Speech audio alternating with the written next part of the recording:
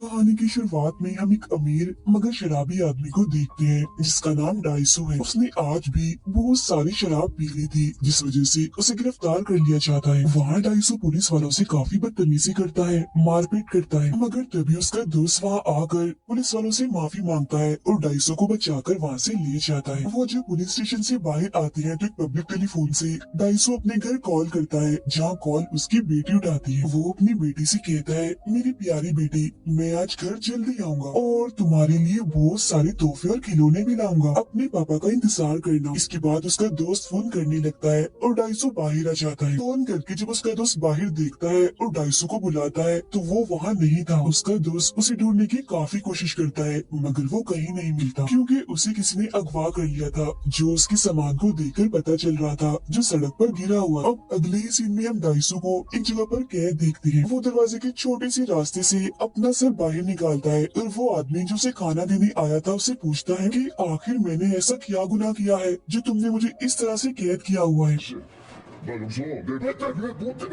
लेकिन वो आदमी उसे कोई जवाब नहीं देता और वो छोटा सा रास्ता लॉक करके वहाँ से चला जाता है। अब डाइसो को कोई अंदाजा नहीं था कि वो लोग उसे एक हफ्ता नहीं, एक महीने नहीं, एक साल नहीं, बल्कि पूरे 15 सालों तक ऐसे कैद करके रखने वाले थे। मगर इसकी पीछे वजह क्या थी, इसके बारे में हमें बाद में पता चलेगा। अब डाइसो अकेला रहकर पागल ना हो जाए, इसीलिए वो लोग उसके कमरे में एक गैस छोड़ देते हैं जिससे उसे नींद आ जाती है। नींद भी ऐसी जैसे वो बेहोश हो। फिर एक दिन उसे गहरी नींद में सुलाकर वो लोग उसके जिस्म से थोड़ा सा खून निकाल लेते हैं और फिर अगले दिन डाइसो को पता चलता है कि उसकी वाइफ का किसी ने कत्ल कर दिया है और पुलिस कत्ल का मुजरिम डाइसो को साबित कर चुकी है, क्योंकि जहाँ कत्ल हुआ वहाँ डाइसो के खून की बूंदें मिली थी। अब इस सब के बारे में डाइसो को पता नहीं, क्योंकि वो तो सोया हुआ था, मगर हम जानते हैं कि वो खून जरूर वही हो सकता है जो वो लोग लेकर गए थे। ये जानकर डाइसो काफी टूट जाता है और दुखी भी हो गया था, इसीलिए अपनी बाजू काट कर अपनी जान लेने की कोशिश करता है। लेकिन जिन लोगों ने उसे कैद किया हुआ था वो दोबारा से उसका इलाज करके बिल्कुल ठीक कर देते हैं, लेकिन वो फिर भी बाज नहीं आता। एक बार नहीं बल्कि कई बार अपनी जान लेने की कोशिश करता है, जहाँ वो लोग भी बार बार उसका इलाज करके मरने से उसे बचा लेते हैं। ऐसा लग रहा था कि किसी वजह से वो ये नहीं चाह रहे कि डाइसो मरे, वो उसे जिंदा रखना चाहती थी। अब डाइसो को एक आइडिया आता है। खाने के लिए उसे जो स्टिक्स मिली थी उनकी मदद से वो दीवार को खोदने लगता है। ऐसा वो अपना वक्त गुजारने के लिए करता है। फिर ऐसे करते करते 15 साल गुजर जाते हैं। वो एक ईंट को हटाने में भी कामयाब हो गया था, जहाँ से वो पूरे शहर को देख पा रहा था। वो इस वजह से भी काफी खुश था कि 15 साल का ये अजाब वक्त भी खत्म हो गया है। उसका अब बस एक ही मकसद था, बाहर जाकर उस इंसान को ढूंढना जिसने उसे यहाँ कैद करके उसके 15 साल जहन्नम जैसे बना दिए। वो आज रात सो जाता है इस उम्मीद में कि कल मैं यहाँ से निकल जाऊंगा, मगर सुबह उठकर जब उसकी आँख खुलती है वो फौरन ही बड़े अलग ही अंदाज से एक सूटकेस से बाहर निकलता है। और क्योंकि वो सूरज को 15 सालों के बाद देख रहा था, इसलिए सूरज की रोशनी को बर्दाश्त नहीं कर पाता और उसे कुछ भी दिखाई नहीं दे रहा था। फिर जब वो नॉर्मल होता है तो उसी बिल्डिंग पर वो एक और आदमी को देखता है जो छत से कूदकर अपनी जान लेने वाला था। वो उस आदमी के पास जाकर अजीब तरह से उसे देखने और सूंघने लगता है, क्योंकि इतने वक्त के बाद उसने किसी इंसान को देखा था। डाइसो उसे अपनी सारी कहानी बताता है जो उसके साथ हुआ, ताकि उस आदमी के अंदर थोड़ा हौसला पैदा हो और जीने की चाहत उसके अंदर जग जाए और वो अपनी जान ना ले। जिसके बाद डाइसो वहाँ से चला जाता है, मगर हम देखते हैं कि उसके समझाने के बावजूद भी वो इंसान कूदकर अपनी जान ले ही लेता है। ये सब देख उसे हैरानी नहीं होती, बल्कि वो मुस्कुराने लगता है और मन ही मन में कहता है कि कैसी अजीब बात है ना, जब हम खुश होते हैं, हंसते हैं तो पूरी दुनिया हमारे साथ हंसती है, मगर जब हम रोते हैं तो हमारे साथ कोई नहीं होता, हमें अकेला ही रोना पड़ता है। यहाँ उसे पता चलता है कि 2003 है और सब कुछ उसके लिए नया है। वो शीशे के बॉक्स के पास बैठकर मछलियों को बड़े गौर से देखने लगता है। इतनी ही देर में एक भिखारी उसके पास आता है, उसे एक मोबाइल कुछ पैसे देते हुए कहता है कि ये रखो, मगर इस बारे में मुझसे कुछ मत पूछना, क्योंकि मैं खुद नहीं जानता, बस ये तुम तक पहुँचाने का कहा था। जिसके बाद वो यहाँ से चला जाता है। इसके बाद डाइसो एक होटल में बैठा होता है, जहाँ तभी उसे मोबाइल पर किसी की कॉल आती है। वो जब उस कॉल को उठाता है तो पता चलता है कि कॉल पर वही आदमी है जिसने उसे इतने सालों तक कैद करके रखा हुआ था। वो आदमी से पूछता है, तुम्हें कैसा लग रहा है आजाद होकर, मगर डाइसो उसकी बात को नजरअंदाज करके बार बार उससे एक ही बात पूछता है कि आखिर तुमने मेरे साथ ऐसा क्यों किया। जिस पर वो अगवा करने वाला आदमी कहता है, तुम एक बार अपनी जिंदगी में झांको और फिर सोचो कि तुम कौन हो और तुमने अपनी जिंदगी में क्या क्या काम किए हैं, इतना बोलकर वो कॉल काट देता है। डाइसो काफी थक गया था तो वो बेहोश हो जाता है। फिर जब उसकी आंखें खुलती हैं तो वो अपने सामने एक कम उम्र लड़की को पाता है जिसका नाम मीडू है। वो इसी होटल में जॉब करती है। वो डाइसो की लिखी सारी डायरीज पढ़ने लगती है, जो बात डाइसो को बिल्कुल भी अच्छी नहीं लगती। वो फौरन उससे अपनी सारी डायरीज ले लेता है। फिर अगली सुबह वो अपनी खोई हुई बेटी को ढूंढने जाता है। उसे पता चलता है कि किसी ने उसकी बेटी को गोद ले लिया है और अब वो इस मुल्क में नहीं रहती। यहाँ डाइसो को उसकी वाइफ की याद भी आती है जिसकी कत्ल का इल्जाम उसी के सर पर है। वो फिर ये फैसला करता है कि मैं अपनी वाइफ की कब्र पर तब तक नहीं जाऊंगा जब तक मैं उसके कातिल को ढूंढ न लूं। फिर अब डाइसो अलग अलग होटल्स में जाता है क्योंकि उसे कहीं का भी जायका पसंद नहीं आता। वो उस होटल जैसा जायका ढूंढ रहा था जिसका खाना उसने तब खाया था जब वो कैद था। वो उसका जायका आज तक नहीं भूल पा रहा था। कई सारे होटल्स का खाना चखने के बाद वो उस होटल में पहुंच ही जाता है जिसका खाना उसने 15 सालों तक खाया था। खाना पहुंचाने वाले का पीछे करते हुए वो वहीं पहुंच जाता है जहां उसे कैद किया हुआ था। यहाँ पर और भी बहुत सारे लोगों को अलग अलग कमरों में कैद किया हुआ था। यह किस्म की जेल थी। डाइसो जेल के मैनेजर को पकड़ लेता है। वो उसके मुंह में कपड़ा ठोस कर उसके पूरे जिस्म पर टेप्स लगाकर बांध लेता है और उससे बस एक ही सवाल वो पूछता है कि तुम्हें ऐसा करने के लिए किसने पैसे दिए थे, जिस पर वो मना कर देता है कि मैं इस बारे में कुछ नहीं जानता। अब डाइसो एक एक करके उसकी 15 दांत तोड़ देता है और बड़ी बेरहमी से उन्हें बाहर भी निकाल लेता है। और तो और वो यहाँ पर काम करने वाले लोगों को भी बहुत मारता है, मगर वो लोग काफी ज्यादा थे तो वो खुद भी काफी जख्मी हो गया था। वो फिर अधमरी हालत में खून में लथपथ बाहर आता है और फौरन गिर जाता है, जहाँ तभी एक आदमी उसकी मदद करता है और फौरन उसे गाड़ी में बिठाता है। हैरत ये थी कि वो डाइसो को उसका नाम लेकर बुला रहा था, जिससे डाइसो को उस पर शक हो जाता है, मगर उसमें इतनी हिम्मत नहीं थी कि उसका पीछा करता। डाइसो को जब होश आती है तो वो अपने सामने मीडू को पाता है जिसने उसके सारे जख्मों को सीकर बिल्कुल ठीक कर दिया था। वो अपने साथ कुछ ऑडियो टेप्स भी लाया था जिन्हें एक एक करके वो सुनने लगता है। यहाँ उसे सिर्फ एक ही बात पता चलती है और वो ये कि जिस आदमी ने भी उसे अगवा करके कैद किया था उसे डाइसो से बस एक ही शिकायत थी कि वो बोलता बहुत है और उसकी जुबान बहुत चलती है। इसके बाद वो अपने उसी दोस्त के पास जाता है जिससे 15 साल पहले वो अलग हो गया था, जो उसे पुलिस से आजाद करके लाया था। जैसे वो डाइसो को देखता है उसे गले से लगा लेता है। वो काफी जज्बाती हो गया था इसीलिए रोने लगता है। डाइसो अपने दोस्त के कंप्यूटर में अपनी आईडी लगाता है जिसे चेक करने पर उसे पता चलता है कि उसके ऊपर जो केस चल रहा है अपनी वाइफ के कत्ल का, वो कल पूरी तरह से खत्म हो जाएगा, जिसका मतलब था कि डाइसो अब पूरी तरह से आजाद होने वाला है। उसका दोस्त उससे कहता है तुम्हें अपनों में से ही किसी को या जो तुम्हारे आस पास है उनमें से किसी को ढूंढना चाहिए क्योंकि इन्हीं में से कोई एक है जो तुम्हारे साथ ही सब कर रहा है। ये सुन डाइसो को उसी लड़की मीडू पर शक होता है क्योंकि उसने बगैर किसी वजह से डाइसो की मदद की थी। वो मीडू को पकड़कर उसे बांध देता है और काफी मारकर उसे पूछताछ करने लगता है, मगर तभी उसके पास उसके दोस्त की कॉल आती है जो बताता है कि मैंने उस अगवा करने वाले की आईडी को चेक करके ये पता लगवा लिया है कि वो कहाँ रहता है, मतलब जो उसका ठिकाना है। अब यहाँ हैरत ये थी कि वो पता कहीं और का नहीं बल्कि डाइसो के सामने वाली बिल्डिंग का था। वो फौरन उस बिल्डिंग में जाता है जहाँ उसे वही आदमी मिलता है जिसने जख्मी हालत में उसकी मदद की थी, जो उसे उसका नाम लेकर बुला रहा था।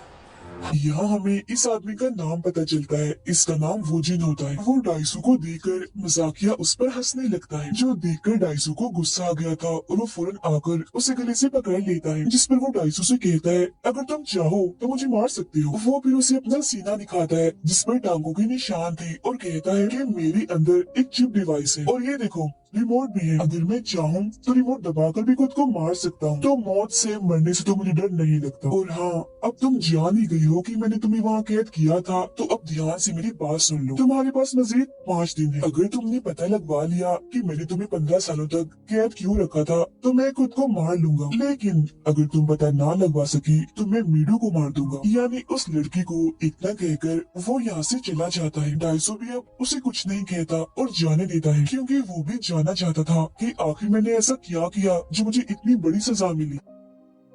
अब जब डाइसो मीडू के पास आता है तो देखता है कि जेल के मैनेजर और उसके लोगों ने मीडू को पकड़ा हुआ है और उसे बंदी बनाया हुआ है। वो अब डाइसो को भी पकड़ लेता है।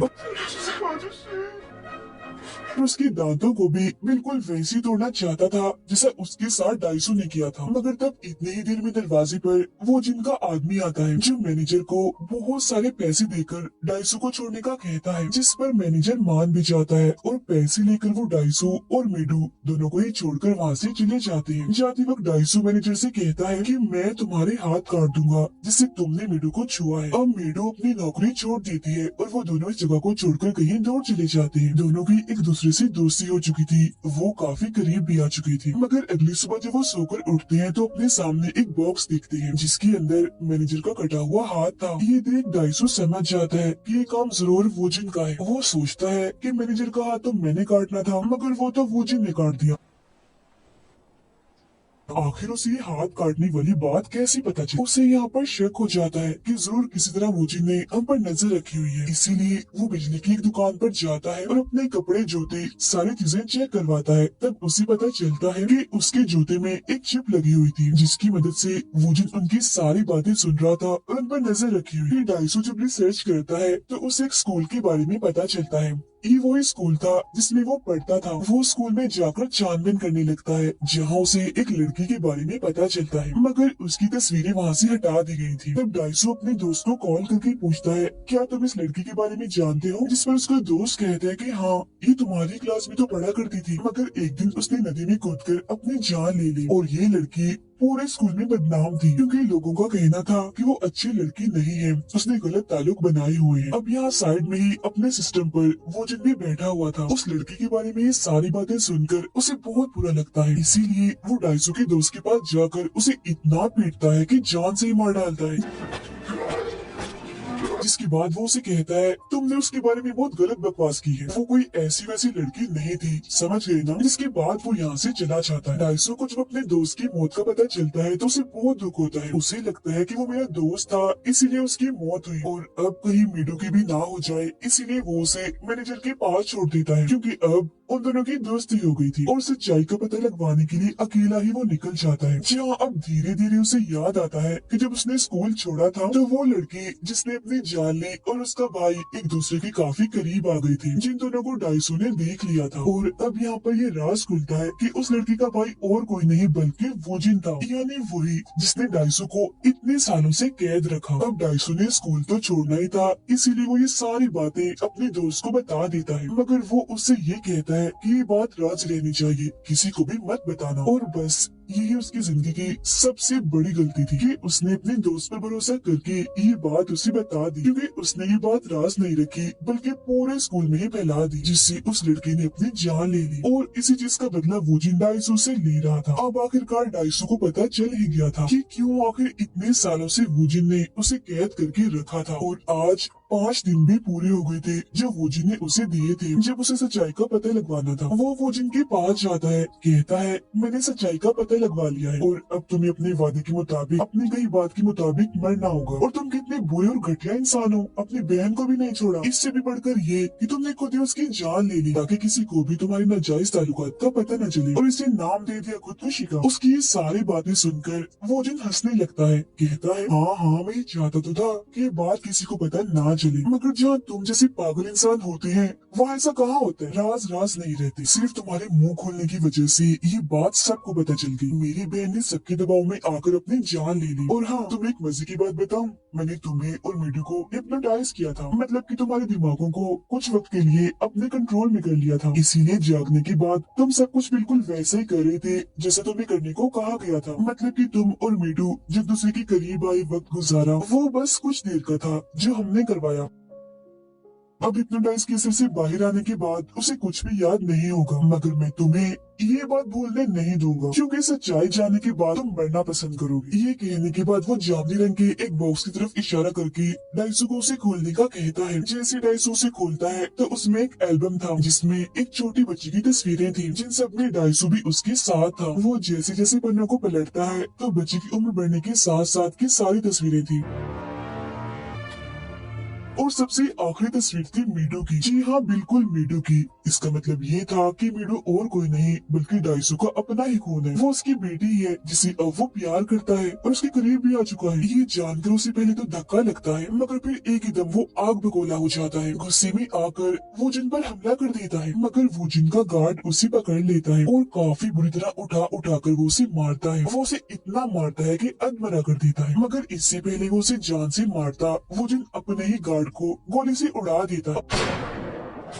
और वो जिन मैनेजर के पास कॉल करता है, जिससे हमें पता चलता है कि मैनेजर भी उसके साथ मिला हुआ है। उसके सामने मीडू थी, जिसके सामने भी बिल्कुल वैसा ही जामुनी रंग का बॉक्स था, जिसे अब कुछ ही देर में खोलकर ये सारी सच्चाई मीडू को भी बतानी थी। डाइसो उससे बात करता है, कहता है चाहे कुछ भी हो जाए तुम प्लीज उस बॉक्स को मत खोलना। इसके बाद डाइसो गुस्से में वो जिनसे कहता है कि अगर मीडू को इस बारे में पता चला तो मैं तुम्हारी जान ले लूंगा और तुम्हारे टुकड़े टुकड़े कर दूंगा। मगर अगले ही पल वो पूरी तरह से टूट जाता है और फूट फूट कर रोने लगता है और वो जिनके आगे गिड़गिड़ाने लगता है, झुक जाता है उसके आगे, कहता है कि मैं सारी जिंदगी तुम्हारा गुलाम बन के रहूंगा, लेकिन प्लीज मीडू को इस बारे में कुछ पता नहीं चलना चाहिए।